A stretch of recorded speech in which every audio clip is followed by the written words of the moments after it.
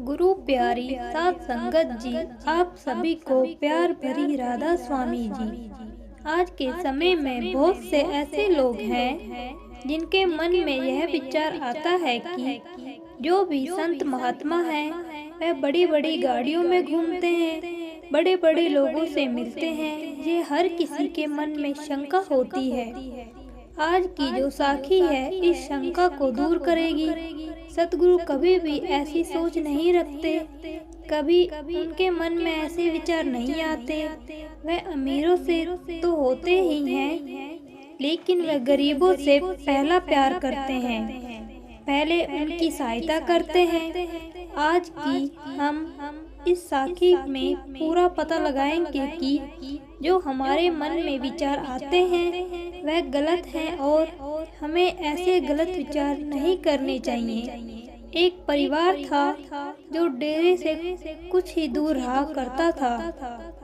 चरण सिंह महाराज जी उस समय गद्दी पर बैठे हुए थे और थोड़े समय बाद ही बाबा जी को भी गद्दी उन्होंने दे दी थी। लेकिन जो डेरे के पास परिवार रहता था वह कभी भी गुरु घर नहीं जाता था।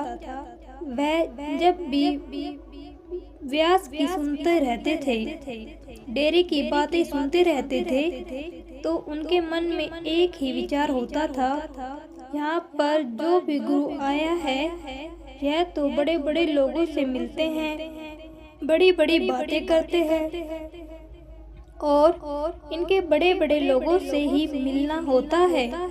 और फौरन से जो अंग्रेज आते हैं उनसे ये बहुत प्रेम करते हैं। तो आसपास के लोग जो थे वह भी डेरे नहीं जाया करते थे।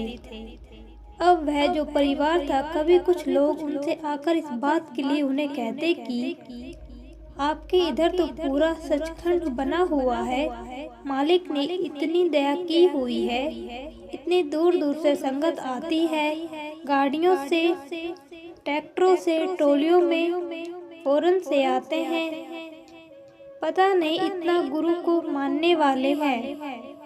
आप इतने पास रहते हुए भी गुरु घर नहीं जाते हो। जब उस परिवार को यह बात कुछ लोग कहते तो उन्हें क्रोध आ जाता था। वे कहते थे, कौन सा गुरु, किस गुरु की बात कर रहे हो, वह गुरु, वह की जो, तो आप बातें करने ही दो, हमें सब पता है कि डेरे में क्या हो रहा है। ऐसे ही करते करते समय बीत गया। अब वह जो परिवार था बहुत ही ज्यादा गरीब था। कोई जमीन जायदाद नहीं थी, कुछ नहीं था। उनके पास जानवर थे, उन्हीं जानवरों का दूध निकालते थे और देते थे और उन्हीं से उनका गुजारा होता था। अब उनके बेटे की भी शादी होनी थी। जहाँ बेटे की शादी हुई, जिस लड़की के साथ हुई वह लड़की मालिक की दया से सत्संगी परिवार से आ गई। जब सत्संगी परिवार से आई तो फिर लोगों ने बातें करनी शुरू कर दी कि आप लोग तो डेरे को इतनी बातें करते थे और शादी भी अपने लड़के की, तो सत्संगी लड़की से। तो परिवार वाले कहने लगे, इससे हमें क्या फर्क पड़ता है, हम थोड़ी ना डेरे जाएंगे। लड़की सत्संगी परिवार से आई है, वह जाती है तो जाए, हमें इससे कोई ऐतराज नहीं है। जब लड़की ने घर परिवार का माहौल देखा तो माहौल बहुत ही खराब था, क्योंकि ज्यादा कुछ नहीं था। जानवर भी जानवर थे, बहुत दूध बेचते थे, गुजारा करते थे, लेकिन लड़की को इस चीज से कोई ऐतराज नहीं था। वह अपने परिवार में खुश रहती थी, लेकिन सारा दिन जब अपने पति को काम करते वह जानवरों में देखती तो चिंता करती। तो एक बात कहती कि आप कहीं कुछ काम काज देख लीजिए, ऐसे कैसे चलेगा। तो उसके हस्बैंड कहने लगे, काम काज क्या, काम काज तो मैंने बहुत किए, यहाँ भी करता हूँ, थोड़ा समय, थोड़ी बहुत सैलरी मिलती है, उससे गुजारा ही नहीं होता था। पिताजी, इससे इतना काम होता नहीं है, तो सारे जानवरों की देखभाल अब मैं ही करूँ पाऊँ। तो लड़की ने कहा ठीक है। अब ऐसे ही जब कुछ दिन बीते तो लड़की ने अपने हस्बैंड से कहा कि हम लोग इतने परेशान हैं, पूरा परिवार इतना परेशान है, पास में ही तो आपका डेरा है, वहाँ पर बाबा जी सत्संग करते हैं, सेवा पर लोग जाते हैं, इतना कुछ लोगों को मिलता है उसके घर से, तो आप लोग क्यों नहीं डेरे चलते? ऐसा करते हम दोनों लोग डेरे चलते हैं, वहाँ सेवा करते हैं। अब उसके हस्बैंड की भी वही सोच थी। उसके हस्बैंड कहने लगे देखो, मैं तुम्हें तो मना नहीं कर रहा, लेकिन किसी डेरे की बात कर रही हो। वह जो बाबा जी हैं, वह जो महाराज जी हैं, वह तो बड़ी बड़ी गाड़ियों में जाते हैं, बड़े बड़े लोगों से मिलते हैं। हमारे इधर के बहुत से लोग जाते हैं। कई बार उन्हें हमें बताया कि बाहर से जो अंग्रेज आते हैं उनसे तो बाबा जी एक कदम बात कर लेते हैं, लेकिन गरीबों की कभी कोई बात नहीं सुनता। तो वह लड़की कहने लगी, कभी आप डेरे गए हो? कभी आप बाबा जी से बात करने की कोशिश की है? ऐसे कैसे आप कह सकते हो कि वह अमीरों की सुनते हैं, गरीबों की नहीं सुनते? तो उसके हस्बैंड कहने लगे, मुझसे बहस मत करो, अब घर में ऐसे ही समय बीत गया। एक दिन उनके घर में इन्हीं बातों से काफी लड़ाई झगड़ा हो गया। जब काफी लड़ाई झगड़ा हुआ तो जो परिवार वाले थे उन्होंने कहा कि देखो बेटा, हम तुम्हें डेरे जाने से तो रोक नहीं सकते, ना ही तुम्हें रुकोगी, लेकिन हम तुम्हारे साथ अपनी जिंदगी नहीं बिता सकते। जो भी हमारे जानवर हैं, आधे तुम रख लो, आधे हम रख लेते हैं, लेकिन अलग अलग रहेंगे। तुम अपना कैसे भी गुजारा करो, हम कैसे भी गुजारा करें। तो वह लड़की इस बात से बिल्कुल भी खुश नहीं थी। वह कहने लगी कि ऐसा कैसे हो सकता है, सारा परिवार मिलके रहेगा, लेकिन परिवार वाले बिल्कुल भी नहीं माने। उन्होंने उस लड़की को और अपने बेटे को दोनों को अलग कर दिया। आधे जानवर उनको दे दिए। जब आधे जानवर उनको दे दिए तो जो जानवरों का दूध निकलता था वह दूधी को डाल देते थे। अब जिसको दूध देते थे, जब भी उनसे पैसे मांगते थे तो कभी वह थोड़े देता था, कभी देता ही नहीं था। अभी है नहीं, 2-4 दिन रुक के दे दूंगा। तो उन पैसों से उनका सही से गुजारा ही नहीं हो पा रहा था, बहुत परेशान रहने लगे। अब उनको जो घर गृहस्थी थी वह भी बढ़ गई। एक बच्ची ने भी जन्म ले लिया था। अब बहुत ही टाइम निकला, मुश्किल हो गया। अब ऐसे ही टाइम निकल रहा था तो बहुत बार उस लड़की ने अपने हस्बैंड को यह बात कही कि हम लोग डेरे चलते हैं, वहाँ जाकर सेवा करेंगे, देखना हमारे सारे काम सीधे होंगे। इस चीज को तो मैं गारंटी लेती हूँ। अब यह बात लड़के को कही तो लड़का कहने लगा कि ठीक है, अगर तुम कह रही हो तो चलता हूँ, लेकिन मेरा कोई भी मन नहीं है। अब दोनों हस्बैंड वाइफ डेरे जाने लगे, वहाँ जाकर सेवा करने लगे, सत्संग सुनने लगे। हफ्ते में 2 से 3 बार वह लोग चले जाते थे, क्योंकि डेरे के पास में ही रहते थे। आकर अपना जो भी जानवर थे उनको संभालते थे। ऐसे ही समय निकल रहा था। कुछ ही समय निकला कि उनके जो जानवर थे वह धीरे धीरे खत्म होने शुरू हो गए। कभी किसी को कोई बीमारी हो जाती, कभी किसी को कुछ हो जाता था, कभी कभी वे बिल्कुल ठीक हो जाते थे। रात होती थी, सुबह देखते थे तो जानवर होते ही नहीं थे। ऐसे ही जो उन्हें 6-7 जानवर मिले थे, धीरे धीरे उनके 1 महीने के अंदर अंदर खत्म हो गए। जब खत्म हो गए, अब दूध का भी सहारा था, कोई रोजी रोटी नहीं रही, कुछ नहीं रहा। अब घर में कलेश होना शुरू हो गया था।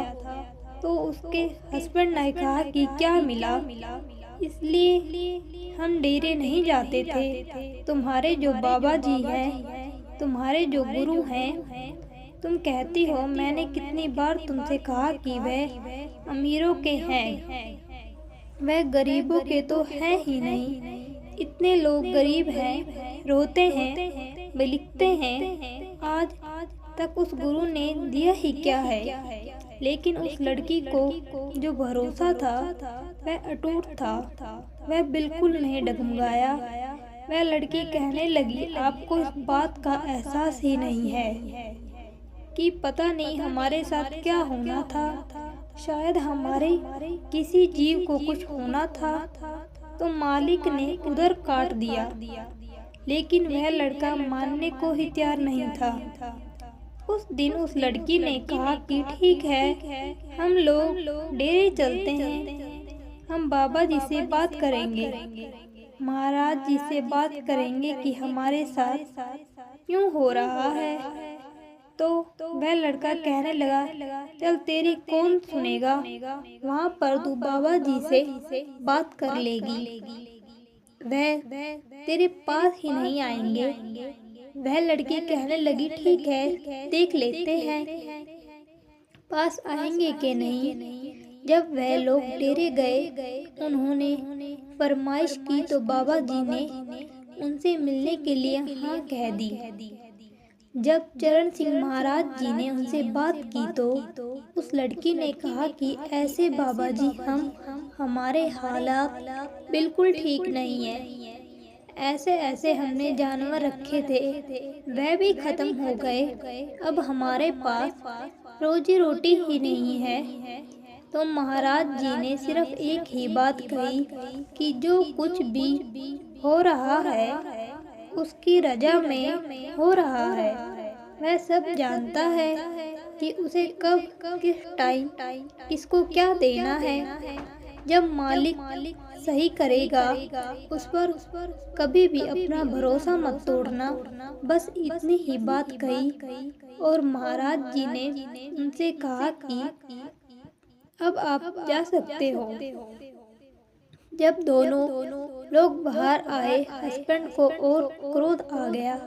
कहने लगा कि किसके पास गई थी, क्या सहायता की तेरे महाराज जी ने। उस मालिक पर छोड़ दिया कि सब कुछ वही करेगा। क्या करेगा, इन्होंने तो कुछ नहीं किया ना। मैं तुमसे कहता था कि यहाँ पर कुछ नहीं है, यहाँ पर तो सिर्फ पैसा ही पैसा है, पैसे का ही ये डेरा है। वह लड़की कहने लगी, सच में मानिए, सब कुछ यहीं से मिलेगा, आप भरोसा तो रखिए। अगर गुरु ने आज यह बात कही है तो इसका कोई ना कोई हल जरूर मिलेगा। दोनों लोग घर आ गए, बहुत चिंता करने लगे। लड़का कहने लगा कि मैं तो ऐसे रह नहीं सकता, कहाँ से खाएंगे हम लोग। मैं अपने माता पिता को कहता हूँ कि आपके पास इतने जानवर हैं, 2 जानवर हमें दे दो। वह लड़की कहने लगी, नहीं, हम किसी से नहीं मांगेंगे। अगर हमारे 6-7 जानवर नहीं बचे तो क्या वह 2 बच सकते हैं। और पता नहीं वह अपने लोगों को कितनी बात सुनाएंगे।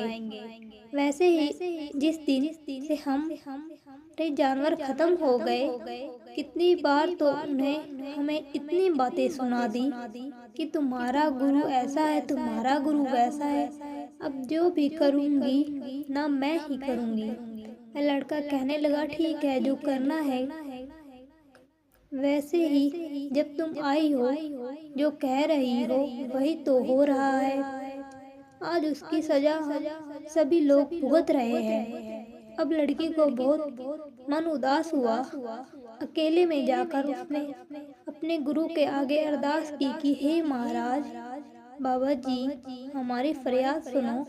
हमारे पास अब कुछ भी नहीं रह गया।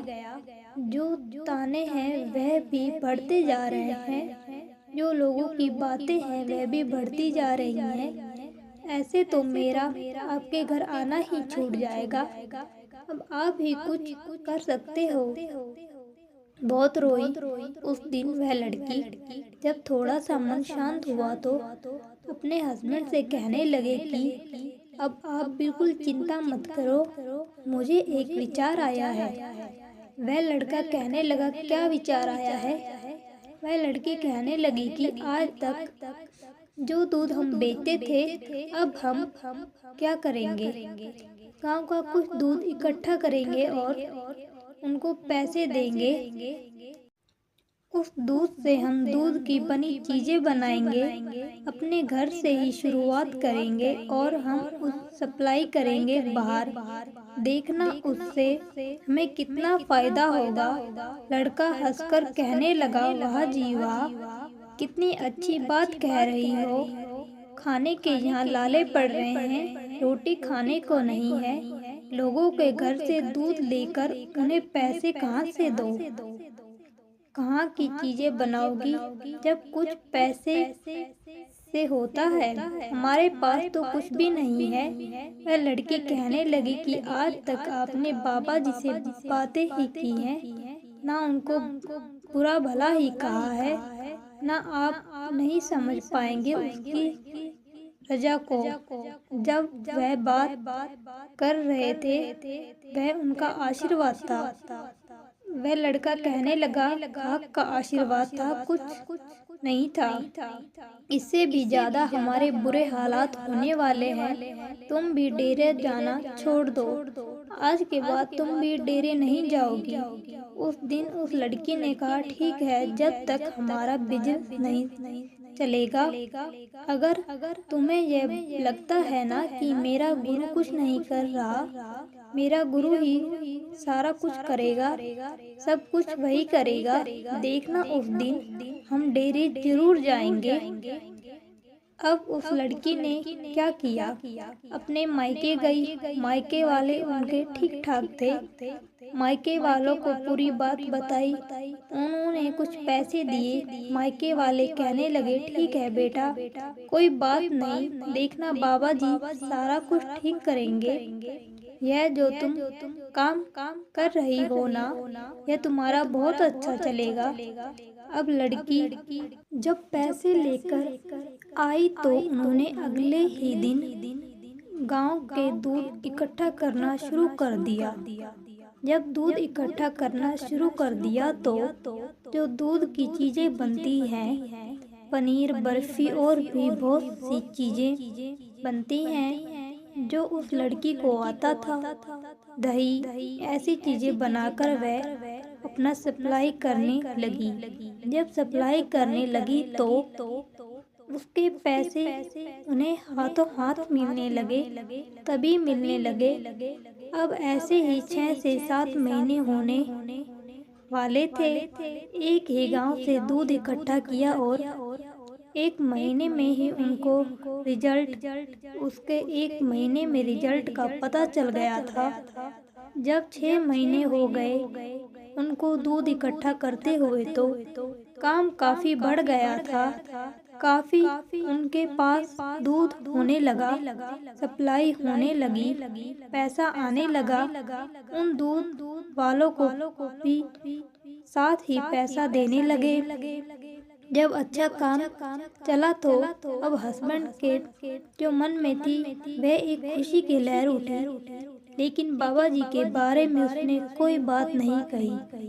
लेकिन उस लड़की ने हर समय एहसास करा कि देखो, आज जो भी काम चल रहा है वह मालिक की दया से चल रहा है। मालिक कर रहा है इतने पैसे क्या हमारे पास आते थे?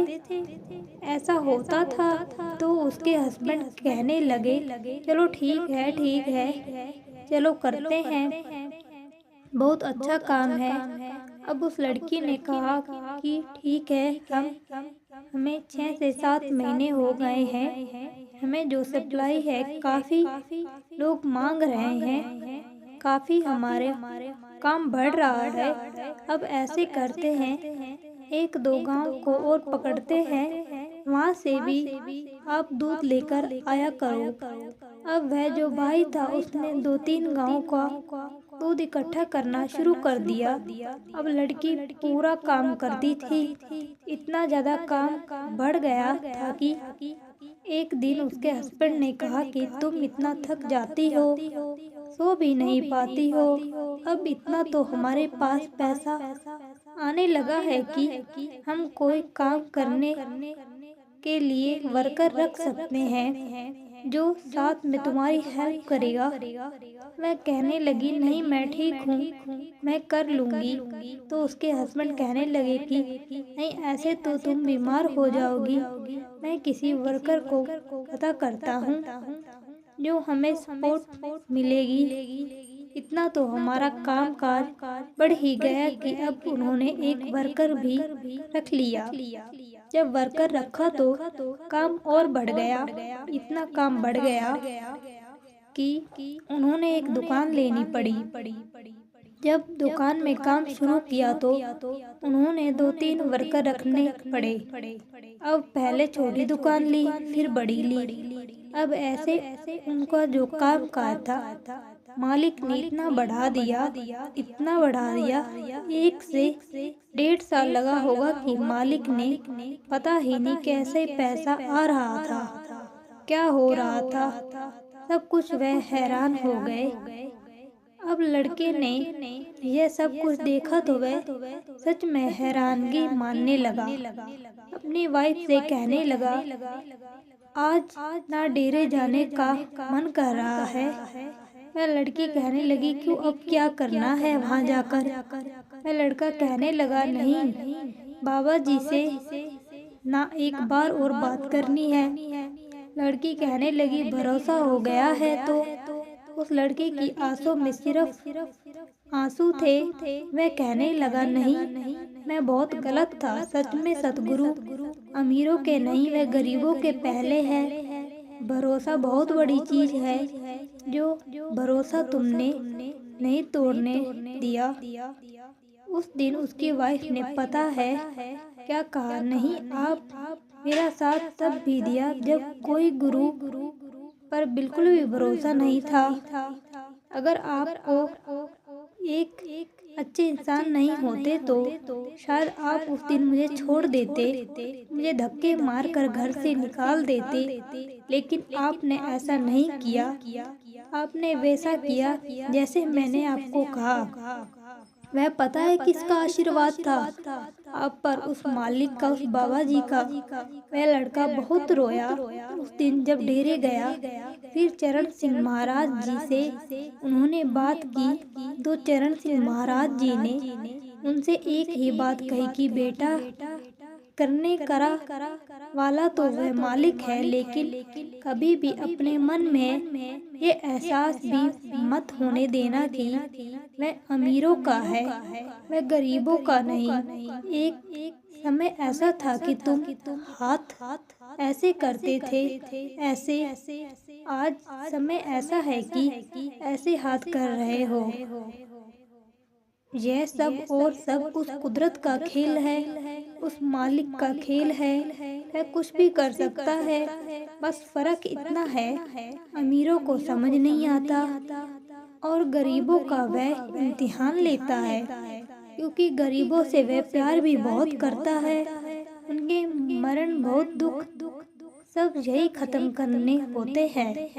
जब यह बात उस भाई ने सुनी तो भाई इतना रोया, इतना चिल्लाया वहाँ पर कि सेवेदारों ने उस भाई को पकड़ा और उस भाई पर कंट्रोल करने की कोशिश की। यह उस अंदरूनी एहसास हो रहा था कि मैंने इतने बड़े गुरु पर इल्जाम लगाए और आज उस गुरु ने मेरी झोलियां ही भर दी हैं। सब कुछ मालिक कैसे कर दिया है, उन्हें पता भी नहीं चला। बच्चे भी हो गए, बच्चे वह बड़े, काम काज भी इतना बढ़ गया कि बच्चे भी अच्छे स्कूल कॉलेजों में पढ़ने लगे और वह जो काम था इतना बढ़ गया कि उनका एक नाम हो गया था। जब बच्चे पढ़ाई कर कर इतना पैसा हो गया उनके पास कि उस भाई और बहन ने उनको फौरन भेज दिया। जब फौरन भेजा तो वहाँ पर भी उन्होंने वही काम किया और आज देखो, आज के समय में सारा परिवार वहाँ पर सेटल है। बच्चे भी और माता पिता तो बहुत ज़्यादा बुजुर्ग हो गए हैं। उनके जो बच्चे हैं वह सारा काम काज करते हैं, लेकिन उनके मन में सिर्फ और सिर्फ गुरु रहता है, भजन सिमरन रहता है और वह एक ही बात कहते हैं कि इस सृष्टि में कुछ भी नहीं है, सारा कुछ वह मालिक ही है। आज तो कुछ भी इस सृष्टि पर हो रहा है। आज के दौर में जो चल रहा है कि बाबा जी को भी लोग तरह तरह की बातें बहुत करते हैं। उनसे कहते हैं कि यह बड़े बड़े लोगों से मिलने के लिए जा रहे हैं, बड़ी बड़ी हस्तियों से मिलते हैं, गरीबों के घर नहीं आते। ऐसा कुछ भी नहीं है, वह किसी रजा में है। हमारा इतना भजन सिमरन नहीं है कि हम उसकी रजा के ऊपर कोई बात करें।